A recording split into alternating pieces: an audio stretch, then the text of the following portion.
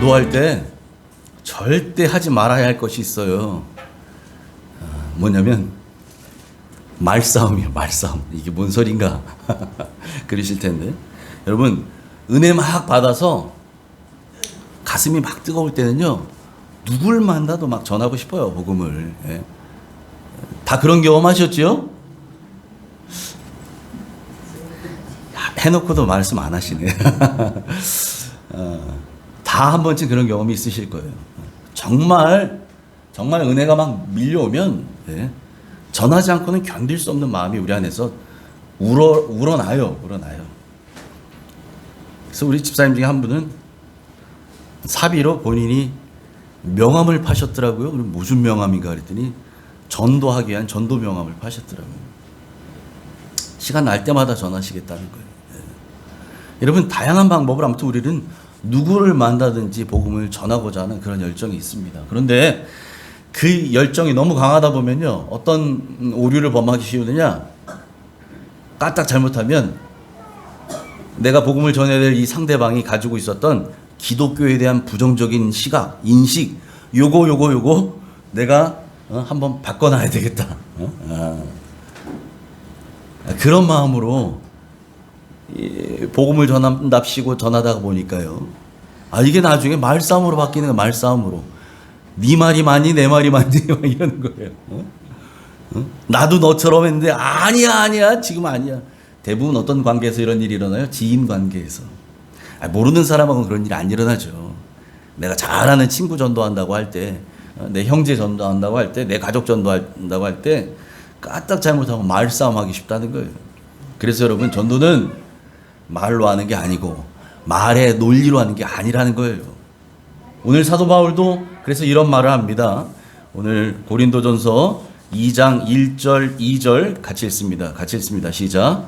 형제들아, 내가 너희에게 나아가 하나님의 증거를 전할 때에 말과 지혜의 아름다운 것으로 아니하였나니, 내가 너희 중에서 예수 그리스도와 그가 십자가에 못 박히신 것 외에는 아무것도 알지 아니하기로 작정하였음이라. 아멘. 1절에 보니까, 형제들아, 내가 너희에게 나아가 하나님의 증거를 전할 때에, 이렇게 얘기해요. 하나님의 증거. 하나님의 증거라고 번역되어 있는 저 증거가요, 원어에는 미스테리온, 비밀이란 뜻이에요. 비밀. 원어에는 그렇게 되어 있어요. 미스테리온. 그러니까 여러분, 하나님의 증거는 다시 말하면 하나님의 비밀이라는 얘기예요. 하나님의 비밀. 하나님의 비밀인 복음. 비밀은 여러분, 밝히 드러나지 않은 게 비밀이잖아요. 감추어진 게 비밀이잖아요. 복음이 감추어져 있는 그것. 그 복음을 전할 때에 사도 바울이 사람의 말이나 사람의 지혜로 하지 않았다는 거예요. 바울은 말로 복음을 전하면서, 여러분, 저 그리스 헬라 문화가 한창이던 때에 사람들이 좋아하던 토론 문화, 변증 문화, 논쟁 문화, 이런 거요. 그런 세상에서 바울은 절대로 그들하고 논쟁하면서 복음을 전하거나 변증법으로 복음을 전하거나 이러지 않았다는 거예요. 사람의 말의 재주로 이런 걸로 그들에게 복음을 전하지 않았다라고 말합니다. 왜 그렇느냐? 여러분, 복음은요, 사람의 언변이나 말솜씨로 전하는 게 아니기 때문에 그래요. 여러분, 그래서 영혼 구원은 사람이 하는 감언이설에 달린 게 아니에요. 말 잘하는 거, 듣기 좋은 말 하는 거, 그래서 영혼 구원 받는 거 아니라는 거죠. 우리 4절과 5절을 같이 읽습니다. 4절 5절 같이 읽습니다. 시작. 내 말과 내 전도함이 설득력 있는 지혜의 말로 하지 아니하고 다만 성령의 나타나심과 능력으로 하여 너희 믿음이 사람의 지혜에 있지 아니하고 다만 하나님의 능력에 있게 하였노라. 아멘. 여러분, 복음 전도가 말의 설득력에 있지 않다는 겁니다. 상대방을 논리적인 말로 설득하고 막 이기고 내 말에 더 이상 토달지 못하도록 만들어서 코너에 몰아가서 거 봐. 내 말이 맞지? 내 말이 맞다니까? 그래서 너 예수 믿어야 돼. 뭐 이렇게 해서 전도하는 게 아니라는 거예요. 여러분, 말의 설득력에 있지 않고요. 복음 전도는 오직 성령님의 능력에 있습니다. 아멘. 성령의 능력에 달렸다는 거죠. 그러니까 여러분, 전도는 말 잘하는 사람이 하는 거예요? 아니에요. 말 잘하는 사람이 전도하는 거 아니에요. 그러니까 어떤 사람이 하느냐? 성령님께 붙들림 받은 사람이 전도하는 줄 믿습니다. 성령께 붙들림 받은 사람, 성령 충만해서. 그러니까 여러분, 초대교회 성도들이 언제 전도하러 나가요? 오순절 성령을 받고 나서 성령이 임하시고 나니 여러분, 이 감격과 이 뜨거운 가슴을 어찌할 수 없는 거예요. 전하는 거예요. 그러니까 여러분, 사도들이 유대인들에게 잡혀서 또 감옥에 가고, 거기 가서 흠씬 두들겨 맞고 해도 베드로와 그러니까 요한이 뭐라 그래요? 내가 너희 말을 듣는 것이 옳은지 하나님의 말씀을 듣는 것이 옳은지 판단하라. 그들이 다시는 너희가 예수의 이름으로 전하지도 말고 가르치지도 말라. 2번 다시 그러면 오늘은 때려서 보내지만 다음은 이대로 안 보내. 그랬더니 그런 얘기 하잖아요. 내가 너희 말을 듣는 게 옳은지 하나님의 말씀을 따르는 게 옳은지 너희가 판단하라는 거예요. 이 말은 뭐예요? 너희가 아무리 우리를 옥에 가두고 때린다 할지라도 그런 걸로 내가 복음 전하고자 하는 이 열정을 막을 수 없다는 얘기죠. 왜 그래요? 성령께 붙들렸기 때문에 그렇습니다.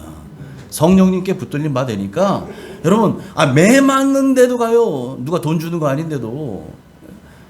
성령께 붙들림 받은 사람들이 전도하는 거죠. 그래서 전도는 내가 하는 것 같지만 사실은 성령님이 하시는 거예요. 성령님이 하시는 거죠. 여러분, 우리의 믿음도 성령님의 능력으로 말미암은 것인 줄 믿으시기 바랍니다. 내가 믿겠다고 해서 믿어진 건가요? 내가 뭐 아침마다 무슨 돌을 닦아서 믿음이 생기는 건가요? 아니요. 하나님의 선물이라니까요. 하나님이 주시는 거예요. 하나님이 주시니까 믿어지는 거예요. 하나님이 주시니까 그 믿음 가지고 말씀이 해석이 되고요. 믿어지고 예수님이 나의 구주라고 한 사실이 분명해지는 거예요. 그러니까 여러분, 목숨을 걸고도 자기 신앙을 부인하지 않았던 순교자들의 그 신앙이 어디서 나와요? 성령님이 주시는 이 믿음으로부터 나오는 거예요. 너희의 믿음이 사람의 지혜에 있지 아니하고 다만 성령의 능력에 있게 하려 하였노라. 성령님의 능력으로 우리의 믿음도 생겼다는 사실입니다. 여러분, 그래서 바울은요, 예수 그리스도와 자기가 뭐라고 얘기하느냐? 2절에 이렇게 고백하죠. 다시 한번 읽어볼까요? 시작. 내가 너희 중에서 예수 그리스도와 그가 십자가에 못 박히신 것 외에는 아무것도 알지 아니기로 작정하였음이라. 바울은 고린도 성도들에게 말합니다. 이제는 나는 예수 그리스도와 우리 주님이 십자가에 못 박히신 것 외에는 아무것도 알지 않기로 원합니다. 이게 무슨 말입니까? 나는 여러분에게 예수 그리스도와 그분이 십자가에 못 박힌 것 이 사실 외에는 아무것도 전하지 않습니다. 아무것도 가르치지 않습니다. 왜? 이것만이 진리이기 때문에요. 이것만이 최고의 가치예요. 그러니까 이것 외에는 바울이 이 복음을 발견하고 나서 이 복음의 진수를 맛보고 난 이후에 그가 뭐라고 해요? 내가 그동안 쌓아왔던 모든 것들, 내가 가지려고 잠 안 자고 남보다 2배로 뛰고 해서 모아놨던 그 모든 것들, 그렇게 이루어놨던 모든 것들, 이걸 다 어떻게 뭐로 여겨요? 배설물로 여기노라. 복음의 가치를 발견하니까, 복음의 진수를 맛보니까 그런 고백이 나와요. 그래서 그가 얘기하는 거예요. 나는 예수 그리스도와 그분이 십자가에 못 박히신 것 외에는 아무것도 전하지 않겠습니다. 왜요? 예수 그리스도와 그분의 십자가만이 우리 같은 죄인들을 구원할 수 있기 때문입니다. 아멘. 주님의 십자가만이 죽은 자를 살리는 능력이 되기 때문입니다. 할렐루야. 그래서 여러분, 바울은 이어서 자기가 복음을 전할 때 그런 마음으로 고린도에서 성도들에게 복음을 전할 때 그의 상황이 어땠는지 또 그의 심정이 어땠는지를 이렇게 말해요. 3절 같이 읽습니다. 시작. 내가 너희 가운데 거할 때에 약하고 두려워하고 심히 떨었노라. 여러분, 바울은요, 지난 시간에도 얘기했지만 바울은 하나님의 능력이 어디에서 온전해지는지를 잘 알고 있었어요. 그가 자기 몸에 있었던 육체의 가시를 없애달라고 하나님께 3번이나 간구했다고 하잖아요. 근데 하나님 뭐라 그러셔요? 예? 바울아, 바울아, 내 은혜가 네게 족하다. 너 지금까지 받은 은혜면 된 거야. 왜 그렇다고요? 하나님의 능력은 약한 데서 온전해지기 때문이다 라는 거예요. 바울은 그래서 하나님의 능력이 약함을 통해서 온전해진다는 사실을 누구보다 잘 알고 있었어요. 예. 여러분, 복음을 전하는 사람이 자기가 높아지려고 하면 할수록 하나님의 영광은, 그리고 복음의 능력은 가려지게 됩니다. 메시지를 전하는 메신저가 사람들의 눈을 받기 시작하면 하나님의 메시지가 가려져요. 정말 중요한 게 뭐예요? 하나님의 메시지가 중요하잖아요. 그 메시지를 전하는 메신저, 사람이 중요해요? 사람이 중요하지 않아요. 근데 사람이 도드라지기 시작하면 하나님의 말씀이 가려져요. 하나님의 영광이 가려지고 복음의 능력이 점점 가려지게 된다는 거죠. 반대로, 그래서 여러분, 이 메신저가 낮아지면 낮아질수록 하나님의 영광과 복음의 능력은 온전해지는 줄 믿습니다. 이거를 사도 바울이 잘 알고 있었어요. 그래서 바울이 뭐라고 얘기합니까? 나의 약함, 그 육체의 가시, 그 약함, 몸이 하나님께 3번 기도했는데 이게 안 없어졌잖아요. 여전히 내 몸 안에는 질병이 있어요. 육체 약함이 있어요. 이 질병을 아는 채, 이 약함을 가지고서, 그리고 그가 두렵고 떨리는 마음으로 복음을 전했다는 거예요. 내가 너희 가운데 거할 때 약하고, 그의 몸이 약했어요. 육체에 약함이 있었어요. 이 가시가 있었어요. 그 가시 빼주지 않았어요. 하나님이 그 가시를 여전히 지닌 채 그들에게 복음을 전하는데, 복음을 전할 때에 이 바울의 마음에는 두려움과 떨림이 있었다는 거예요. 어느 정도냐? 심히 떨었노라. 조금 긴장한 정도가 아니에요. 복음을 전하는 바울의 마음의 태도가 이랬다는 거예요. 여러분, 그래서 두려움과 떨림이라고 하는 이 두 가지요. 두려움과 떨림. 이것은 설교자와 전도자에게 반드시 있어야 되는 필수적인 그런 요소입니다. 제가요, 뒤늦게 신학을 하고 40이 넘은 나이에 신학을 하고요, 전도사 사역을 처음 하던 날을 지금도 제가 생생하게 기억합니다. 네.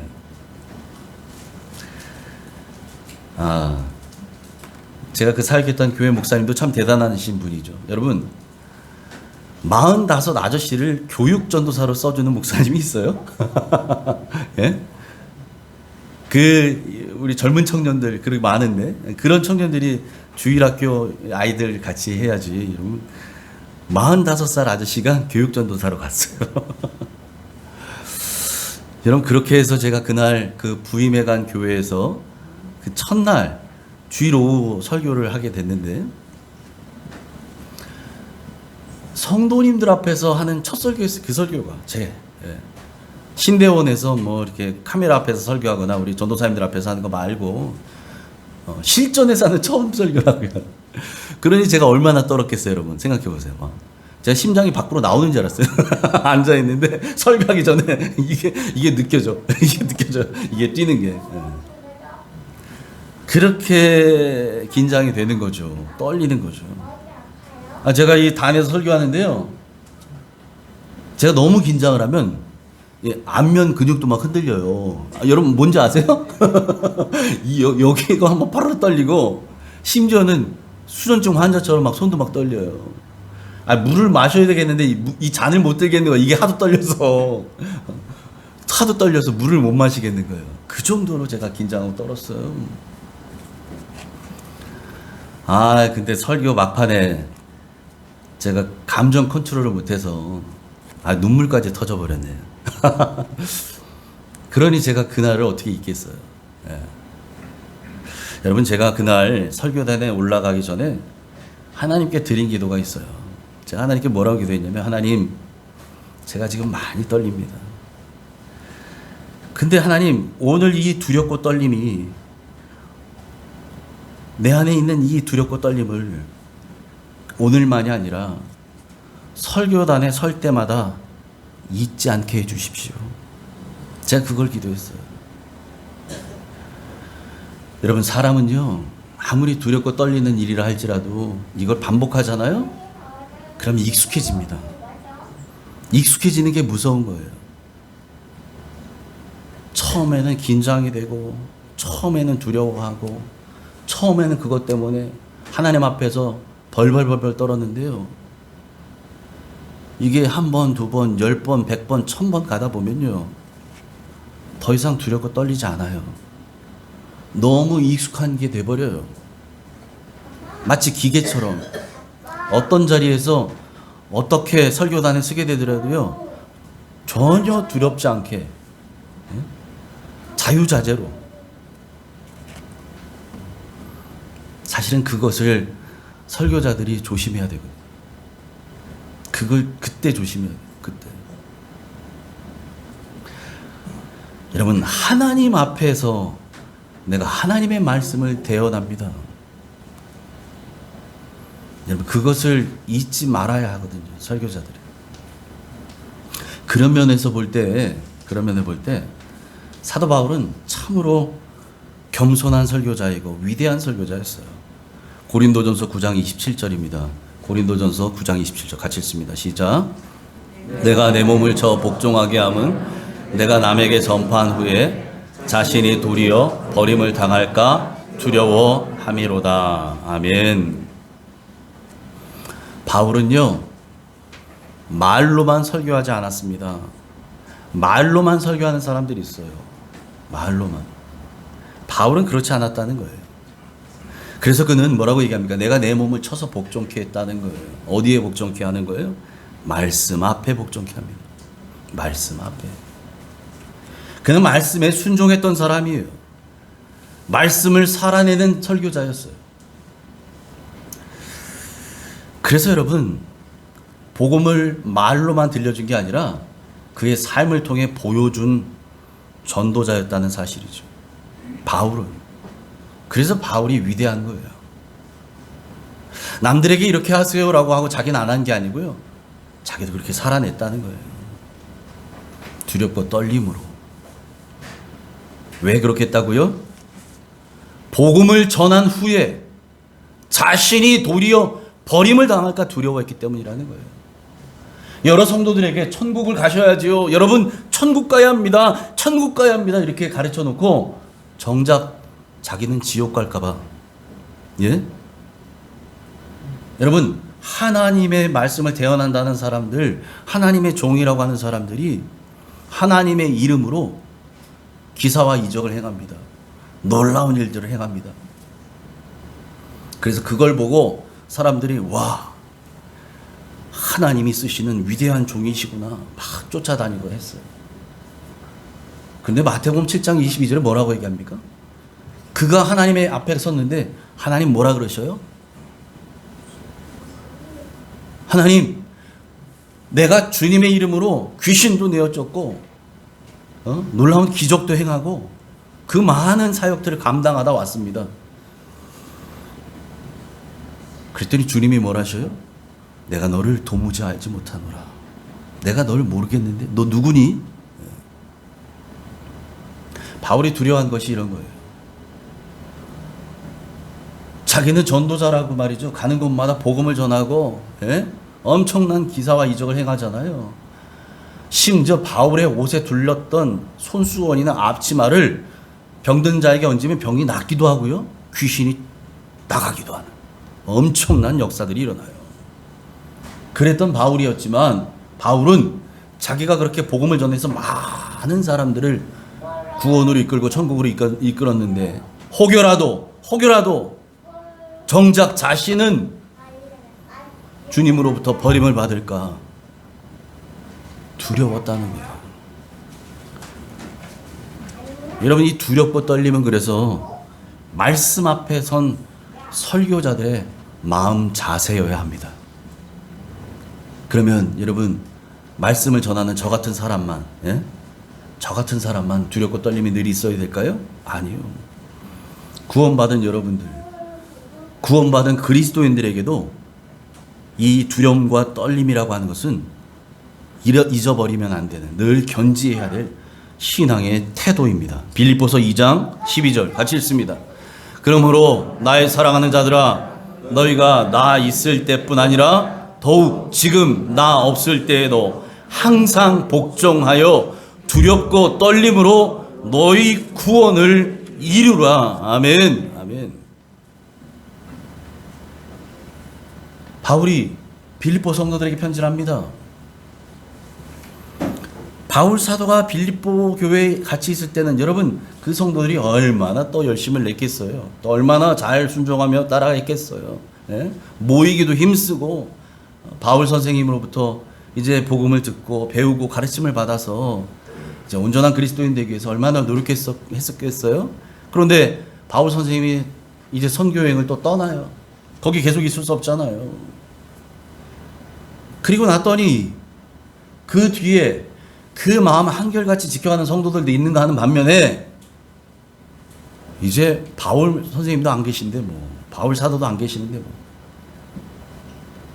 전에는 새벽에도 모이기를 힘썼고 수요일 금요일에도 힘썼는데 이제는 주일날만 한번 가지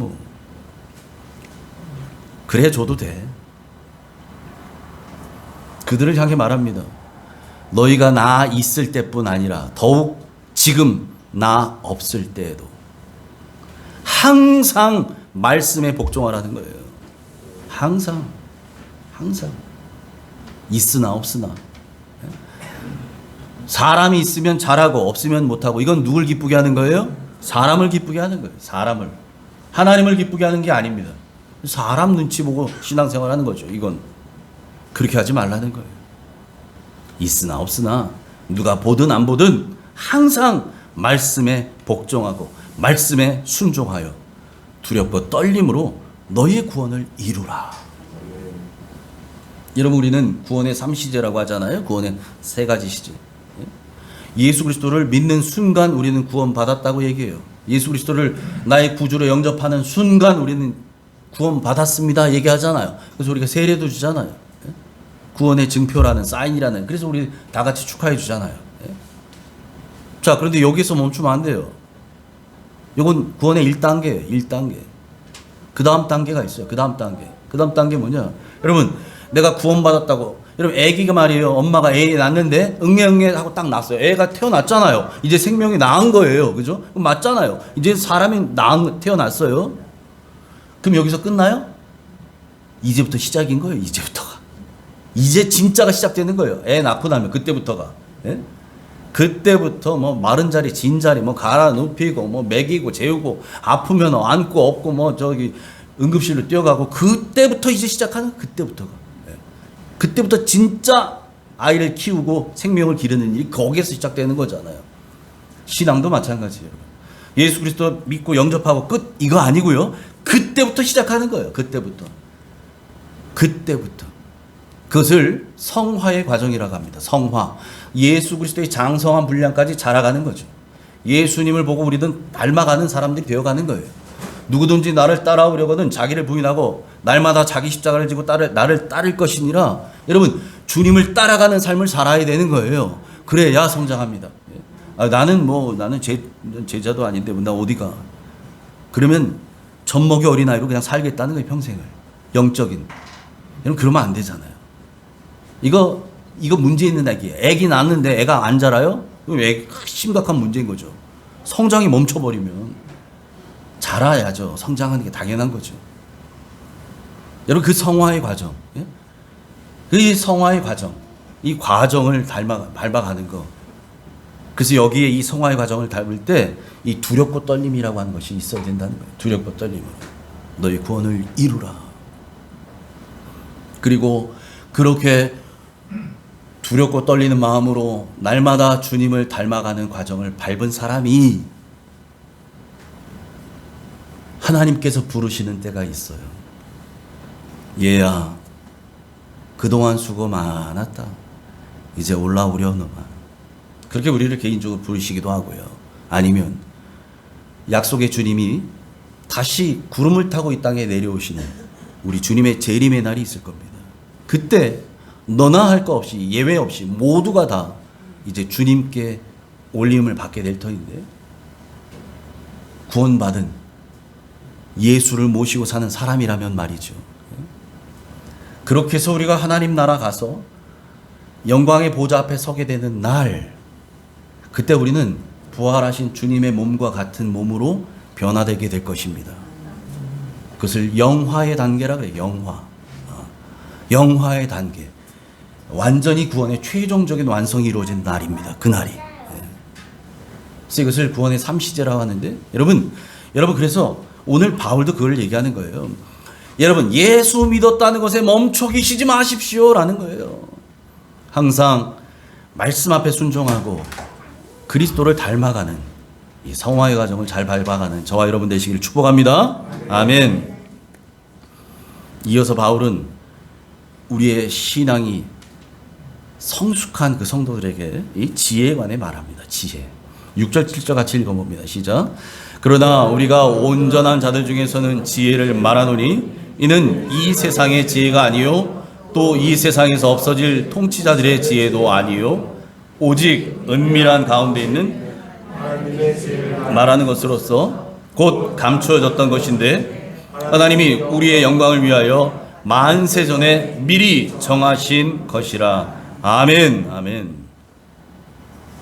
고린도 사람들을 포함한 이 헬라 문화에 젖어 살던 사람들은 지혜를 참 중요하게 생각했어요. 지혜를 좋아했어요. 그러니까 여러분 이미 알고 있는 것처럼 이 당시에 문화의 꽃을 폈던 것이 어떤 겁니까? 철학과 사상이에요. 철학과 사상. 지혜를 숭상했던 사람들이거든요. 그런 사고를 가지고 있었던, 그런 사고를 가지고 예수 믿고 고린도 교회에 앉아있는 고린도 교인들에게 바울이 말하는 거예요. 그들이 지금 좋아하는 게 있어요. 지혜. 그래서 이들에게 지혜를 말하는데, 특별히 오늘 바울은 이렇게 얘기합니다. 이 지혜를 말하는데 그 말을 들어야 될 사람들이 온전한 자들이라 그래요. 온전한 자들. 여러분 가지고 계신 성경 아래 밑에 관주에 보면 장성한 자들이라는 얘기가 나올 거예요. 장성. 다시 말하면 믿음이 성숙한 사람들이라는 얘기예요. 믿음이 성숙한 사람. 믿음이 어린아이와 같은 사람들에게 이 말하면 잘못하면 오해하거든요. 오해받아요. 그러니까 그 사람들 말고 이제 믿음이 장성한 수준까지 올라가 있는 여러분에게 제가 말합니다. 무엇을 말하느냐? 지혜에 관해서 말할 것입니다. 이런 얘기하는 거죠. 그런데 이 지혜는, 바울이 말하는 지혜는 세상의 지혜가 아니라는 거죠. 세상의 지혜가 아니라는 거예요. 또 이 세상에 없어질 통치자들의 지혜도 아니라는 거예요. 세상이 알지 못하는 지혜, 세상의 통치자들이 알지 못하는 지혜, 내가 여러분에게 그것을 말하겠습니다. 이런 얘기죠.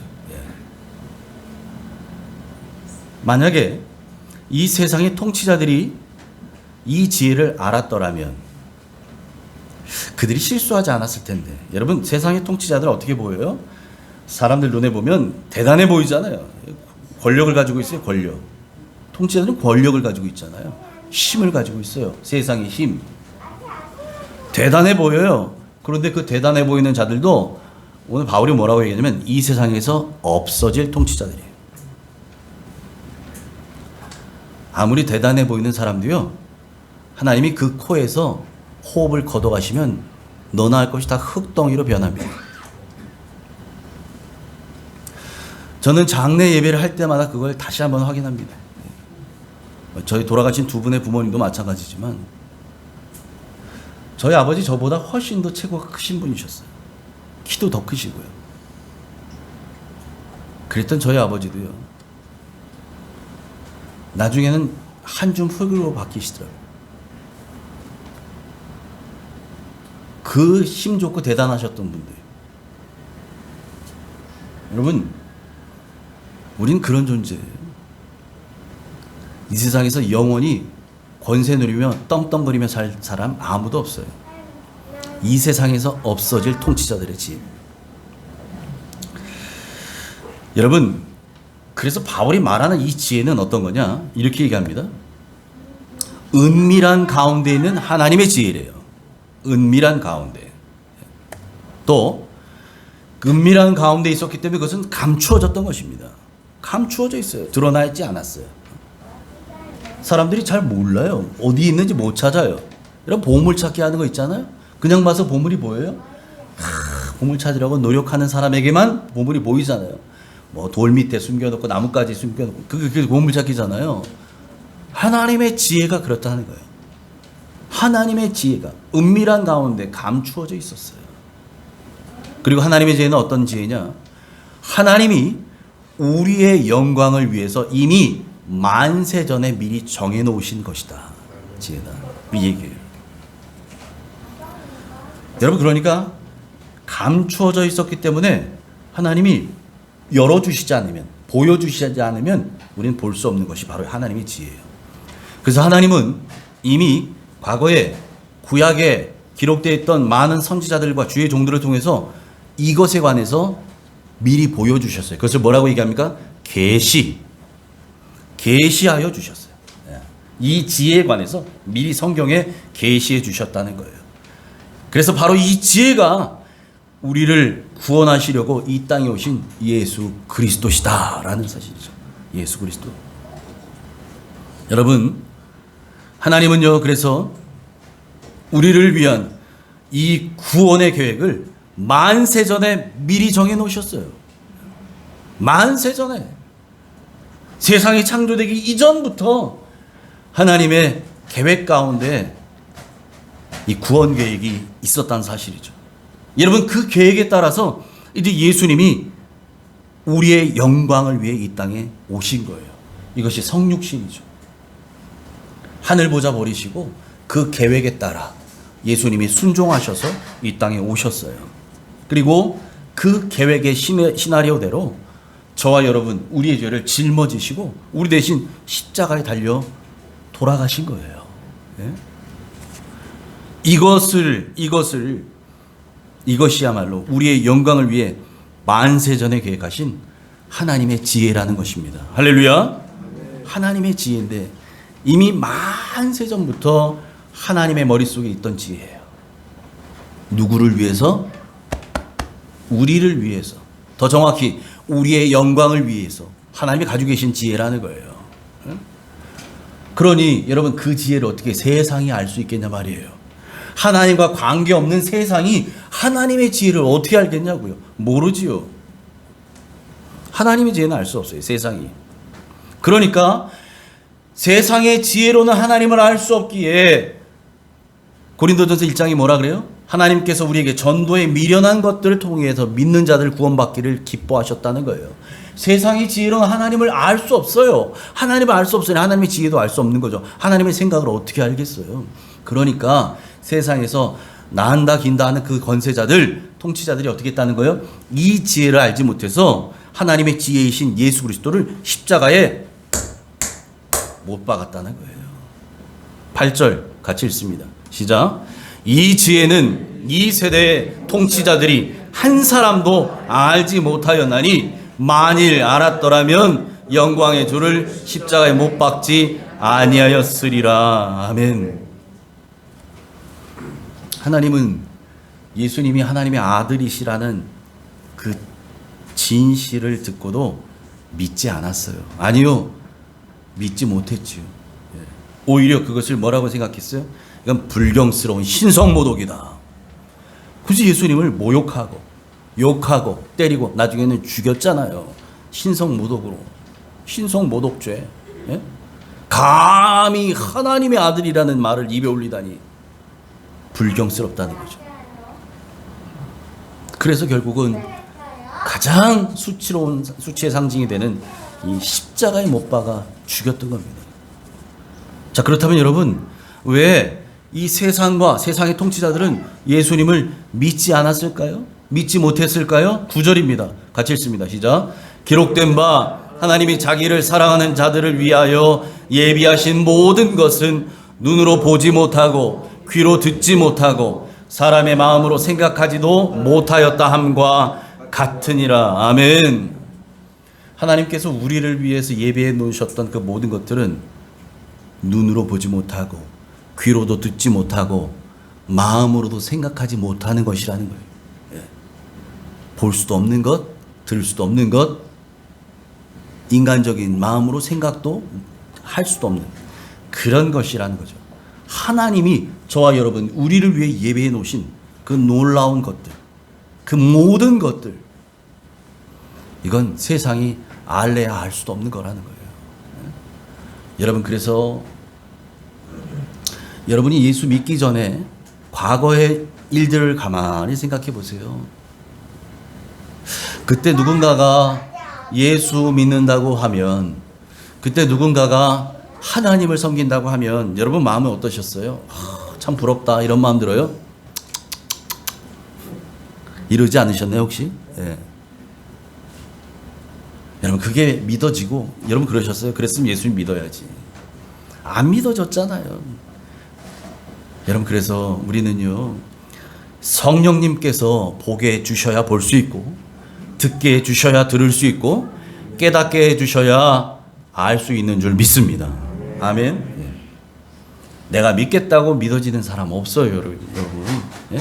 난 이거 믿어야겠다. 물이 포도주가 됐다는 사실 난 믿어야 돼. 이래서 믿어져요?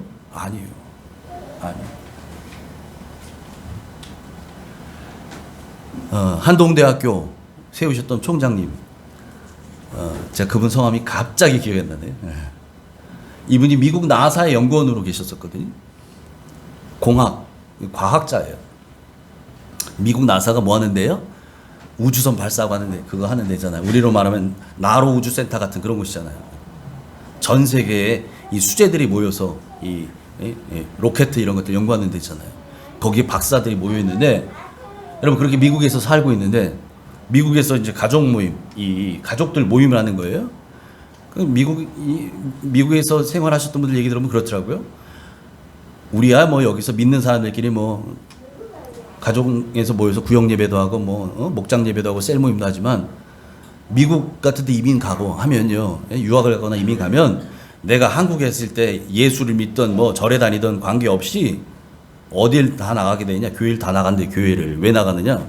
교회 가야 거기에 한인들 이 커뮤니티가 형성돼 있기 때문에 거기 가야 한국 사람들 만나는 거예요. 한국 사람 만나야 한국 정보를 얻어요.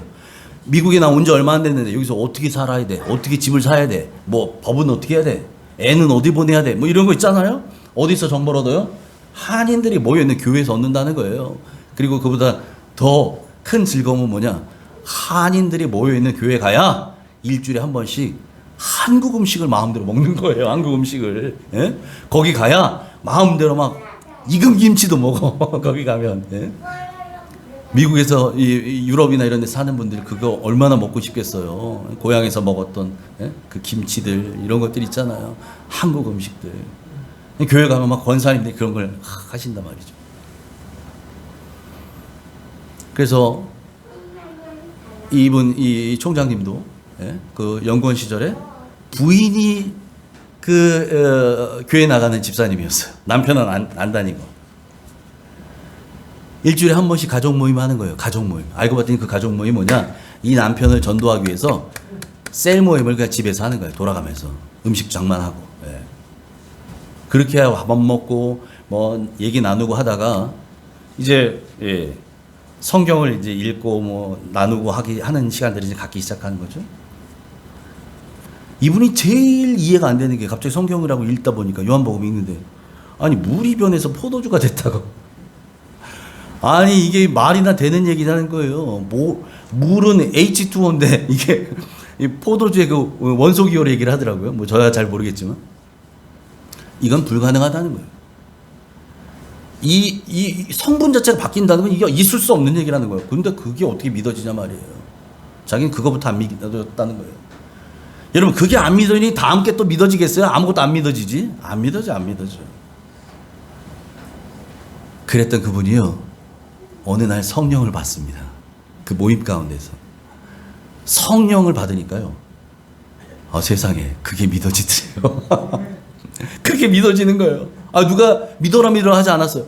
성경을 보는데요, 그게 그냥 마음을 확 돌아버려요. 왜?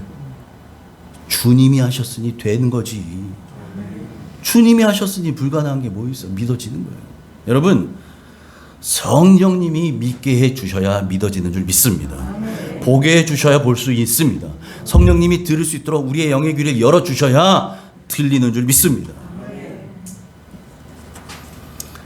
우리가 구원받은 거 이거 볼 수 있어요? 내가 구원받았던 거 뭐 여러분 뭐 어디 증표 하나님이 써주셨나요? 볼 수 있어요? 아니에요. 천국이 있다는 거 여러분 우리가 뭐 사진 찍고 왔나요? 볼 수 있어요? 안 보여요. 그 모든 거 볼 수 없지만 그럼에도 불구하고 우리가 구원받았다는 사실을 믿고 구원받은 나를 위해 우리를 위해 천국에 내 집이 예비되었다는 사실을 믿습니다. 이 믿음이 어디서 와요? 목사가 믿었어요? 믿으세요 해서 믿어지는 거예요? 아니에요. 여러분 마음 가운데 계신 성령님이 믿게 해주셔서 믿는 거예요. 믿게 해주셔서. 여러분, 하나님은요, 우리에게 말씀을 통해 약속해 주셨어요. 그 이름을 믿는 자, 그 뜻대로 행하는 자들에게는 하나님의 자녀가 되는 권세를 주셨나니. 주님을 영접하는 자. 그 말씀의 근거에서, 약속의 말씀의 근거에서 믿는 거예요. 여러분, 그 말씀을 볼 때에 성령께서 그 말씀이 믿어지게 해주시기 때문에 믿는 줄 믿습니다. 여러분, 그래서 우리의 믿음은요, 근거가 어디에 있느냐? 우리의 감정이 아닙니다. 예? 여러분, 내가 은혜 받았다고 막 가슴이 뜨거워지고 막 심장이 벌렁벌렁거리면, 야, 그럼 그때는 은혜 받은 것 같아. 아니, 그때는 구원 받은 것 같아. 그때는 내가 지금 죽어도 천국 갈 것 같아. 왜? 내가 지금 막 뜨거우니까. 근데 한 달 뒤에 내 그 뜨거움이 식어버렸네? 지금 죽으면 천국에 못 갈 것 같아. 여러분, 그래가지고 어떻게 했습니다? 그렇게 불안해서 어떻게 했습니다? 마귀는 그렇게 우리를 공략합니다. 마귀는. 봐. 네 믿음이라는 게 겨우 그만큼이라니까. 야, 넌 그 정도 가지고 안 돼. 네가 그런데 하나님이 널 천국에 데려가시겠니? 마귀는 우리에게 그렇게 좌절감을 심어줘요. 여러분, 그래서 우리가 속지 말아야 되는 건 우리의 감정에 속으면 안 돼요. 우리의 기분에 속으면 안 돼요. 그럼 늘 기분이 업돼 있어야만 우리가 구원받은 것 같고 천국을 가는 것 같아요. 세상에 그런 사람 어디 있어요? 대부분의 사람들이 정신적으로 문제 없는 사람 아니냐면 그렇지 않죠. 여러분, 그래서 우리의 믿음의 근거는 어디냐? 바로 이 말씀인 줄 믿습니다. 하나님의 말씀에 근거하여 우리에게 구원이 임하였다는 사실을 믿는 거고요. 베드로도 밤새 고개 못 잡았지만 우리 주님께서 말씀하시잖아요. 베드로야, 깊은 데 가서 그물을 내리거라. 이미 그물 다 걷어서 그물 씻고 있었어요. 이미 다 끝났어요. 밤새 한 마리도 못 잡고 허탈한 마음으로 집에 가야 돼요. 그런데도 불구하고 주님이 말씀하셨어요. 그러니까 베드로가 어떻게 합니까? 주여, 말씀에 의지해서 내가 깊은 데 가서 그물을 던지리이다. 그랬더니 고기가 잡혀요. 말씀에 의지해서. 여러분, 우리의 의지도, 우리의 믿음도, 우리의 구원도, 천국도 말씀에 의지해서 믿으시기 바랍니다. 이래야 흔들리지 않아요. 말씀에 근거한 신앙. 그래서 여러분, 말씀을 보고 들을 때마다 말씀이 깨달아지는 사람, 이 말씀이 주님의 음성으로 들리는 사람이 복 있는 사람인 줄 믿습니다. 성령님이 그에게 보는 눈을 열어주시고 그 듣는 귀를 열어주시기 때문입니다. 여러분, 우리는 성령님께서 열어주셔야 들을 수 있고 볼 수 있고 깨달을 수 있는 사람들이에요. 성령님께서 조명해 주시는, 성령님이 비춰주시는 그 말씀의 은혜가 여러분의 있기를 축복합니다. 그런 사람에게는 성령의 조명하심의 은혜가 있는 사람, 말씀의 은혜가 있는 사람, 깨닫게 해주신 은혜가 있는 사람, 보게 하시고 듣게 하시는 은혜가 있는 사람에게는 하나님의 지혜이신 예수 그리스도께서 함께 하시는 줄 믿습니다. 아멘. 그런 사람에게는 하나님의 능력이신 십자가의 은혜가 충만하게 넘칠 줄 믿습니다. 이제 또 한 주간을 살아가실 텐데요, 그 성령님의 능력으로 살아가시길 축복합니다. 여러분의 힘으로 살지 마십시오. 내 재주, 내 경험, 내 돈 의지하지 마시고, 내 건강 의지하지 마시고, 오직 이 성령의 은혜, 성령의 능력만 의지하시기 바랍니다. 그 십자가의 은혜가 때마다 일마다 여러분과 함께 하시기를 주님의 이름으로 축원합니다. 아멘. 하나님 아버지, 우리가 구원받은 것도, 우리가 천국을 소망하게 된 것도 우리가 보아서 믿는 것이 아니라 말씀을 통해 믿게 해주시고 깨닫게 해주시는 성령의 역사가 있고 주님의 은혜가 있기에 믿게 된 줄 믿습니다. 하나님, 그러므로 감사합니다. 우리의 믿음의 근거는 말씀에 근거하게 하여 주옵소서. 말씀에 뿌리 내린 신앙, 그래서 내 재주로 사는 인생이 아니라 성령의 능력으로 사는 인생, 십자가의 은혜로 사는 인생들 되게 하여 주시옵소서. 예수님 이름으로 감사하며 기도합나이다. 아멘.